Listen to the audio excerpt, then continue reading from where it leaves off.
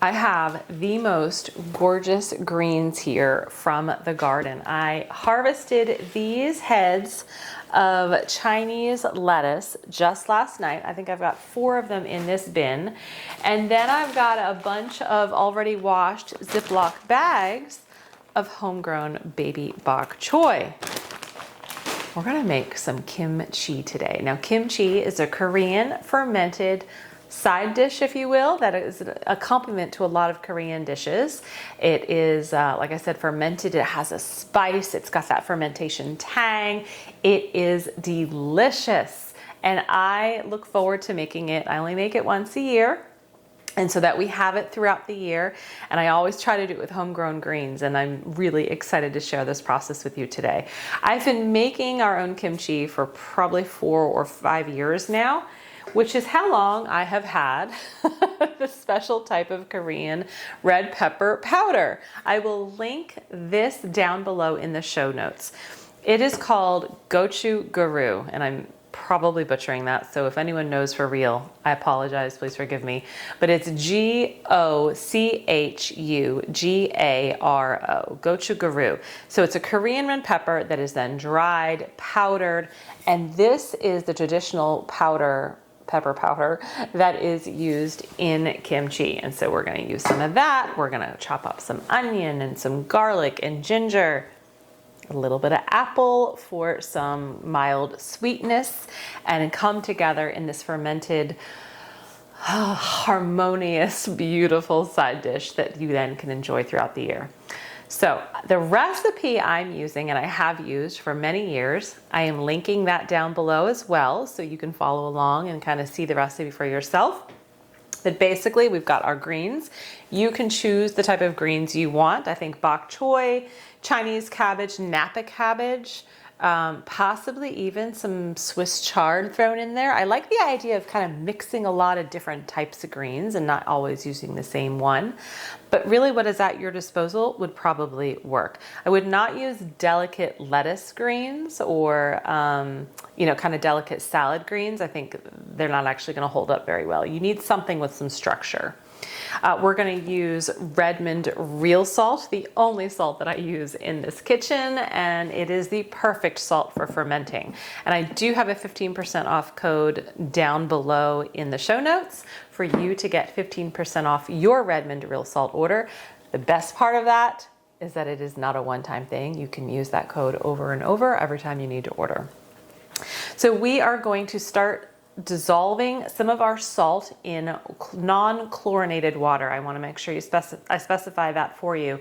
When you're doing any type of fermentation, try to always use non-chlorinated water, because chlorine can actually kill the natural fermenting process with the yeast in the air. So if you're following along with the recipe, the first step is to dissolve a 1/4 cup of salt into 2 cups of water.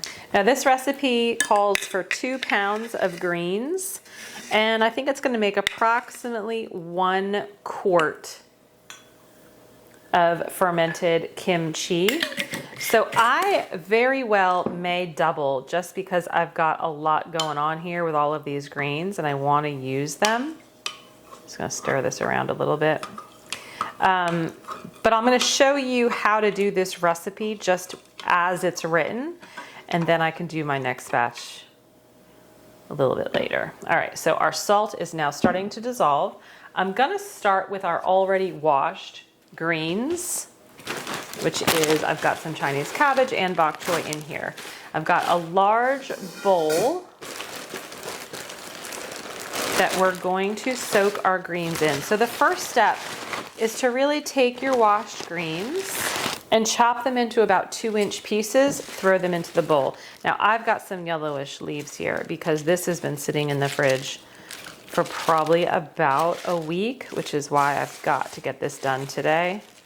So I'm just gonna take some of those not as appealing leaves out, and we will compost them. All right, so we want everything to be about a 2-inch size. So some of these smaller ones are just gonna go in. In other words, I'm just gonna start taking a handful and start chopping. I love growing bok choy throughout the winter months. It tolerates the cooler weather so much better than any other kind of fall green, I think, in my opinion. My Chinese cabbage, you would think, would do well too, but that just really started popping as the weather got a little warmer. But we'll do stir fries, you know, whatever we can do with our greens, our bok choy, our kale, mustard greens, Swiss chard. But I specifically grow this every winter just for our own kimchi. You can see my Chinese cabbage definitely had some bug damage. But don't be dismayed, right? Especially as you start gardening, if you're gardening on your own, there will be bug damage. There are bugs. It's just part of nature. But just wash it. It's still perfectly fine. All right, all of our greens are previously washed and chopped in our bowl. So now what we're gonna do is take that 2 cups of dissolved salt. Now you'll see with the Redmond real salt, you can use kosher salt if you'd prefer. I like to use the Redmond real salt, the fine salt. Now, because the Redmond real salt has all kinds of beneficial minerals, it's mined in the United States from one of the oldest and probably one of the largest salt mines here in the United States. It has some of those mineral deposits, right? It has some of the really good things. So don't be dismayed if it doesn't fully dissolve. But I'm now gonna pour this over our greens, kind of start massaging the greens into the salt water. And then I've got 4 cups of non-chlorinated water here in another measuring cup. We're gonna add that and make sure all of our leaves are submerged. What we're doing is softening the leaves and kind of infusing them with that salt. Just getting all of the salt back in there. And get the other 4 cups in. Now, traditionally with fermentation, there's really kind of 3 different ways you can start a fermentation. And just, by the way, all I'm doing is just kind of massaging this around and getting it in the liquid. But the first way is the traditional way of, maybe it's pickles, carrots, green beans, right? You're gonna ferment them. You're gonna pour a saltwater brine over them and let it ferment that way in a fermenting vessel with a fermenting lid. The salt water helps the fermentation happen while also keeping bad bacteria at bay. The second way would be traditional sauerkraut, which is kind of what we're doing here, this first step at least, whereas you're mashing your chopped cabbage, you're sprinkling it with salt and mashing it to release its own juices. And then the third way is what I would say kind of what we're doing with the kimchi, which is we are gonna soak the greens in the salt water. Then we're gonna actually dump most of the salt water, not all of it. And then we're going to mix it with our kind of onion, apple, spicy pepper paste and pack it into our jars. But the greens already have some of those salt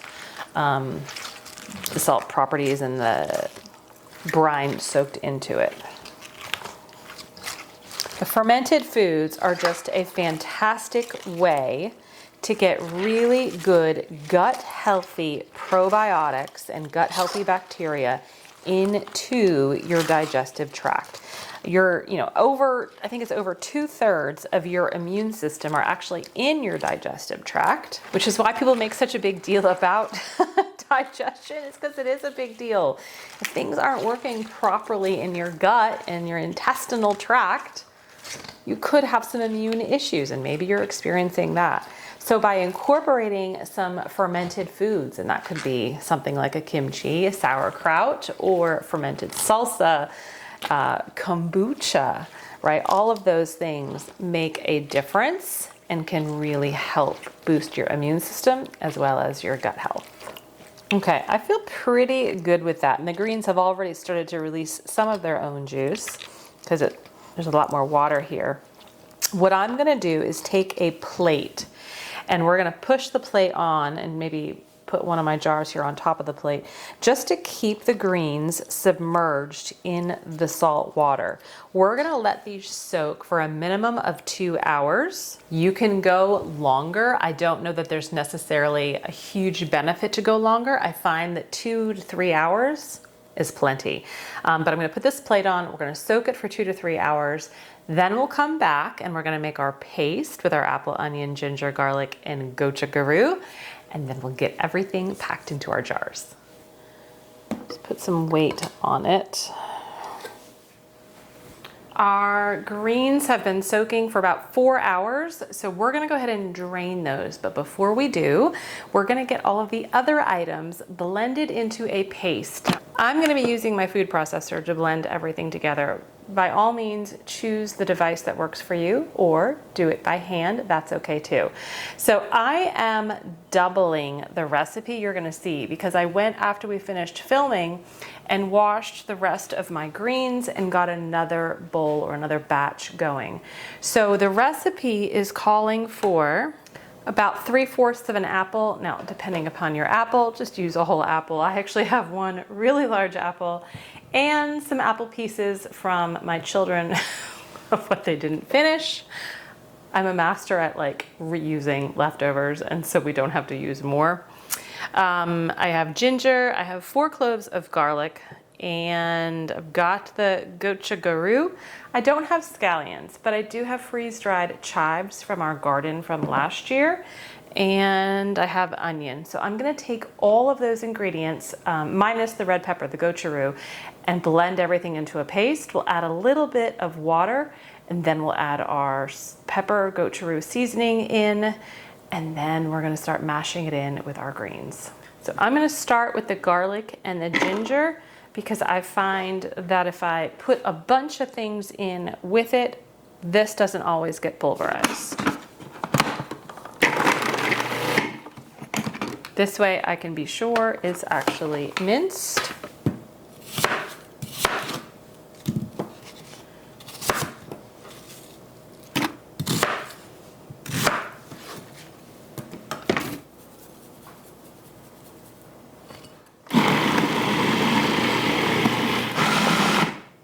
This is potent. Crying. Very potent with the onion and the garlic. Okay, so this is all mashed up perfectly. I am now going to add in 6 tablespoons of my gochu garu powder. Remember, I'm doing a double batch, so you would only add 3.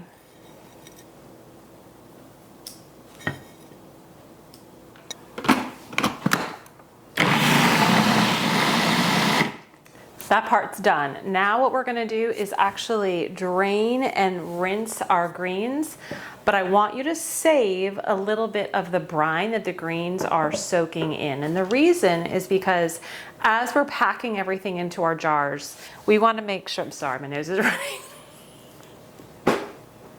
Not supposed to do that on camera. You want to save a little bit because as we're packing into the jars, if we need to make sure there's enough liquid to cover the solids, we'll have it. We'll already have our salt brine ready to go.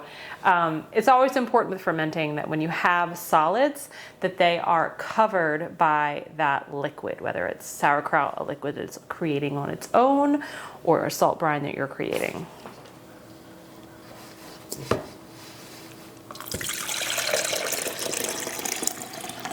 So I saved a little less than 2 cups. I don't think I'll need more than that.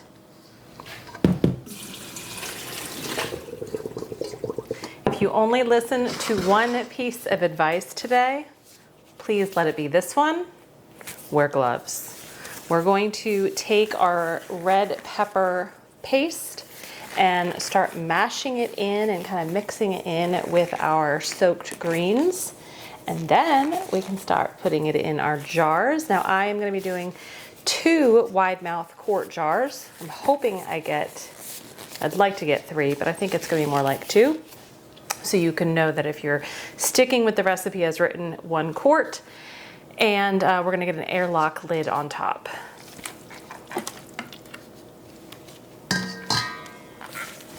Yeah, this is potent. Oh my goodness, but it smells so good. So kimchi is traditionally spicy, but like I had mentioned, you don't have to put in the same amount of the red pepper flakes. My eyes are on fire. You can absolutely reduce the amount. I'm just gonna do this while I close my eyes. I love kimchi, I love kimchi, I love kimchi. This is why I only make it once a year. That's not true. It's because I like to use our bok choy and our Chinese cabbage. Oh my gosh.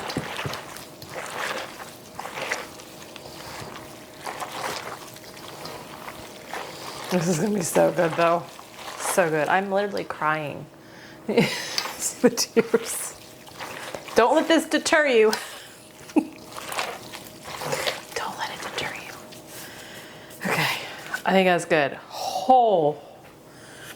I've got a couple of things here I want to share with you. So my 2 quarts, I've got fermentation weights. This just helps, again, keep the solids below the liquid line.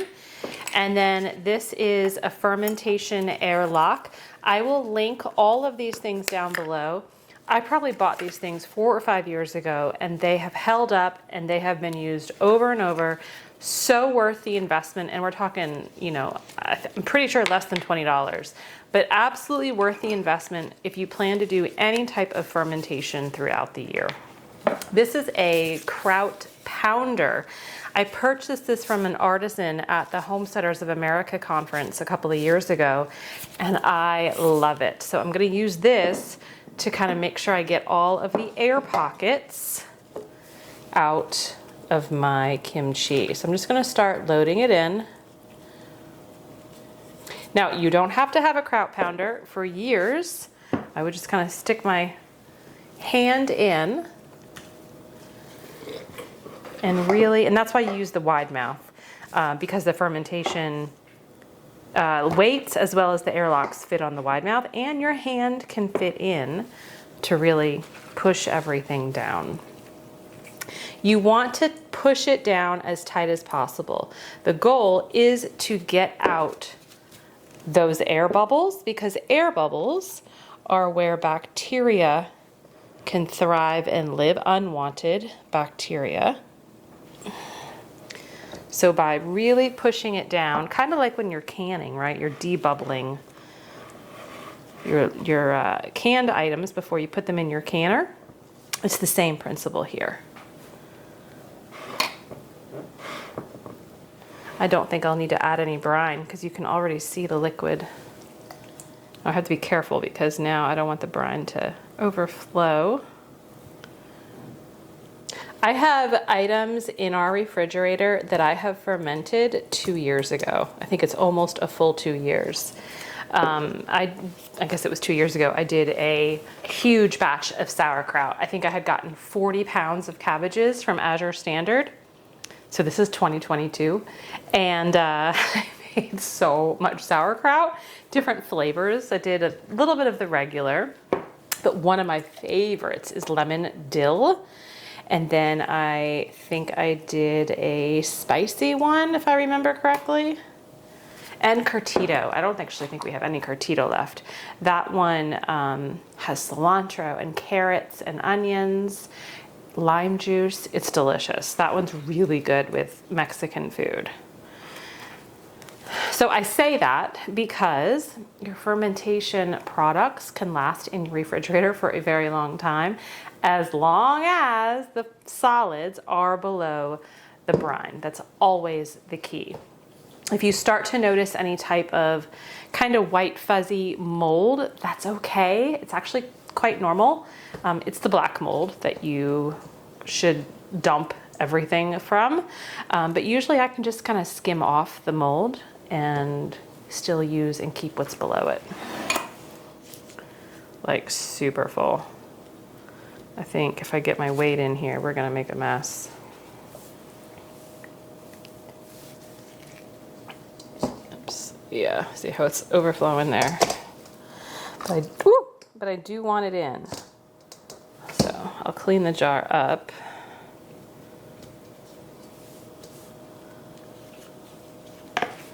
Actually, I'm gonna get this tighter. Making a mess everywhere.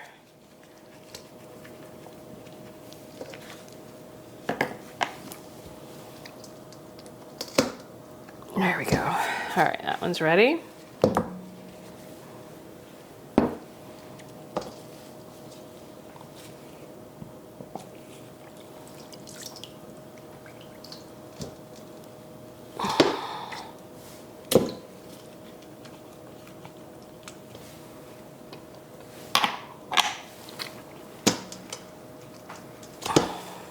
And that one's ready.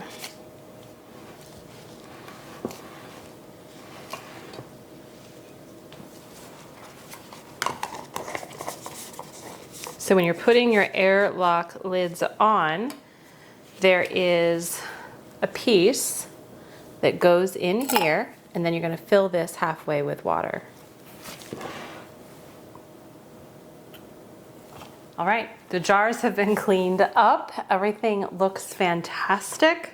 I am very happy to have 2 quarts of homegrown and homemade kimchi. So I am going to keep these on our counter. I have them on a plate here because inevitably in our kitchen especially, we just have a lot of fermentation products, a lot of active yeast.